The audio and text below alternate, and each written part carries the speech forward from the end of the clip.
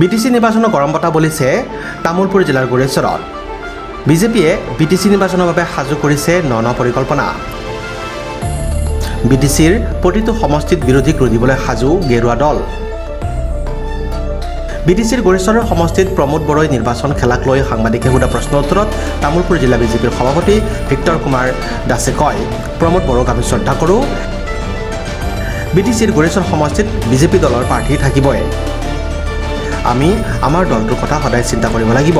গোৰেশ্বৰত প্ৰমোদ বড়োই নিৰ্বাচন খেলিলেও প্ৰমোদ বড়োক পৰাস্ত কৰিবলৈ আমি যিখিনি পৰিকল্পনা কৰিব লাগে আমি কৰিব পাৰিম। গোৰেশ্বৰত এইদৰে মন্তব্য কৰে তামুলপুৰ জিলা বিজেপিৰ সভাপতি ভিক্টৰ কুমাৰ দাসে। গোৰেশ্বৰ টাউন হলত অনুষ্ঠিত সাংগঠনিক সভাত এই মন্তব্য সভাপতিগৰাকীৰ। গোৰেশ্বৰ সমষ্টিত প্ৰমোদ বড়ো ডাঙৰীয়াক আমি যথেষ্ট শ্ৰদ্ধা কৰোঁ। প্ৰমোদ বড়ো ডাঙৰীয়াক যদি তেখেতেও ইয়াত নিৰ্বাচন খেলে, যদি ৰাজ্যিক সমিতিয়ে গোৰেশ্বৰতো ভাৰতীয় জনতা পাৰ্টীৰ প্ৰাৰ্থী থাকিবই, গতিকে এতিয়া আমি আমাৰ দলটোৰ কথাই চিন্তা কৰিব লাগিব। গতিকে আমি প্ৰমোদ বড়ো ডাঙৰীয়াক খেলিলেও তেখেতক পৰাস্ত কৰাৰ কাৰণে আমাৰ যিখিনি নেকি পৰিকল্পনা, সেই পৰিকল্পনাখিনি আমি কৰিব লাগিব। লোৱা প্ৰত্যেকটো সিদ্ধান্তক আমি সন্মান জনাওঁ আৰু তেখেতসকল অভিজ্ঞ ৰাজনৈতিক নেতা আৰু বিচক্ষণ ৰাজনৈতিক নেতা। আমি বিশ্বাস কৰোঁ যে তেখেতসকলে কেতিয়াও ভুল সিদ্ধান্ত নলয় আৰু তেখেতসকলে যেনেধৰণে তামোলপুৰত যিমানটা পৰিষদীয় সমষ্টিত নিৰ্বাচন খেলাৰ কথা ভাবে, আমি তেখেতসকলৰ কথা মতে আমি প্ৰস্তুতি আৰম্ভ কৰিম আৰু আমি সাংগঠনিকভাৱে এইখিনিলৈ প্ৰস্তুত আছোঁ যে তামোলপুৰৰ 6টা সমষ্টিতো যদি ভাৰতীয় জনতা পাৰ্টীৰ প্ৰাৰ্থী প্ৰক্ষেপ কৰে, আমি 6টা পৰিষদীয় সমষ্টি আমি জিকাবলৈ আমাৰ কাৰ্যকৰ্তাসকলে সক্ষম।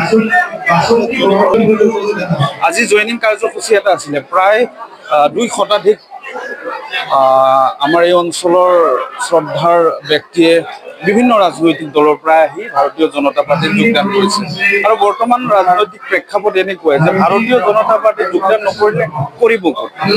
ৰাইজে প্ৰত্যক্ষ কৰিছে যে এইখন চৰকাৰে ৰাইজৰ কাৰণে জনকল্যাণমূলক আঁচনিৰ মাধ্যমেৰে কিমান উপকাৰ কৰি আছে।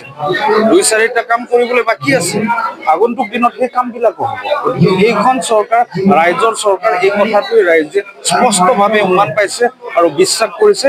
সেইবাবে অকল গোৰেশ্বৰতে নহয়, তামোলপুৰ জিলাৰ প্ৰত্যেকটো পৰিষদীয় সমষ্টিত স্বতঃস্ফূৰ্তভাৱে নিৰপেক্ষ মানুহেই হওক বা বিভিন্ন ৰাজনৈতিক দলৰ লগত জড়িত মানুহেই হওক আহি ভাৰতীয় জনতা পাৰ্টীত যোগদান কৰিছে আৰু তেখেতসকলৰ যোগদানে আমাৰ যি শক্তি, সেই শক্তি বৃদ্ধি কৰিছে। সাংগঠনিকভাৱে আমাৰ বুথ পৰ্যায় শক্তিশালী আছে নে নাই, এই কথাখিনিৰ সত্যাপন জনাৰ কাৰণে ৰাজ্যিক সমিতিয়ে ৰাজ্যিক বিষয়ববীয়াসকলক দায়িত্ব দিছে। আজি সেই মৰ্মে আমাৰ যুৱ আয়োগৰ সদস্য ৰাতুল শৰ্মা ডাঙৰীয়া আমাৰ মাজত আহি আমি যি বুথ পৰ্যায়ত 3জনীয়া সমিতি গঠন কৰিছোঁ, সঁচাকৈ 3জনীয়া সমিতি আছে বা 3জনীয়া সমিতিৰ শক্তি আছে নে নাই, এই কথাখিনি তেখেতে সত্যাপনটো নিৰ্ণয় কৰি আছে। আগন্তুক আপোনালোকে জানে নিৰ্বাচন আহি আছে, গতিকে আমি পূৰ্ণদমে লাগি গৈছোঁ যে যিকোনো প্ৰকাৰে গোৰেশ্বৰ যিটো পৰিষদীয় সমষ্টি এইবাৰ আমি ভাৰতীয় জনতা পাৰ্টীয়ে দখল কৰিম আৰু এইখিনি কৰিবলৈ হ'লে যিখিনি সাংগঠনিক প্ৰস্তুতি, সেই সাংগঠনিক প্ৰস্তুতিৰ কাম আমি সম্পূৰ্ণ জিলাতে আমি আৰম্ভ কৰিছোঁ। ইয়াৰে আগতে আমি গৈবাৰীত কৰিলোঁ, দৰংগাজুলিত কৰিলোঁ, নাগ্ৰীজুলিত কৰিলোঁ, আজি গোৰেশ্বৰত কৰিম।